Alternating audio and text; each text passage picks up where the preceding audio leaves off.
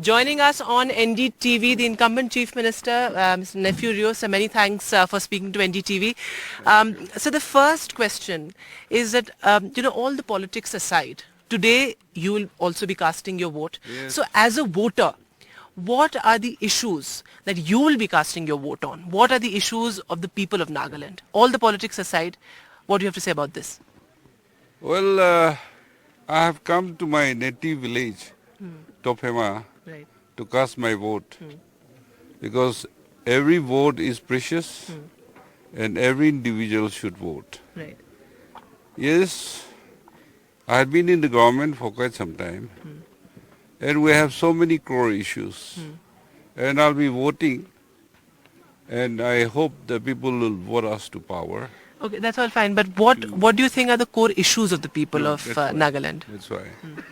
The one agenda is the people demand and the cry is for solution to the protected Naga political issue. Right. That you are aware that signing of framework agreement and the agreed position Right. by both IM and NMPG. Right. And finally, they have come together, given a joint statement on 14 January 2023, that on the basis of the historical right of the Nagas and the tradition, the identity of the Nagas. So, since they had already signed agreement with Government of India, we hope their coming together Will resolve the Naga will political resolve issue. the Naga. Right. So, of course, the Naga political issue is a core issue, but we've been speaking to a lot of voters and they are talking about roads, they are talking about peace, they're talking about basic issues like water and electricity. Why do you think, I mean, not as a Chief Minister, but as a citizen of India and as somebody who's been living in Nagaland, why do you think these basic fundamental issues of, road, electricity, water supply, why are people of Nagaland still facing that as a voter? Yes. You see, this term, 13 House, when we took over the government, one priority was road. Because road is the face of the state, Right. or road is the face of the country. Right. And therefore, we had given the priority. And today, road has much improved. Your be national highway, state highway, Right. and even district roads. Right. And as you have traveled today to the village, you have seen a better road. Right. But it still, has not I mean, reached the all roads in corners. your villages are much better, but the approach to the village, I mean, the roads that lead to the village, those roads are in bad I condition. tell you, Nagaland is a resource-crunch state. Right. We don't have state-owned resources, and whatever funding we are getting from the government of India, Right. we are judiciously utilizing.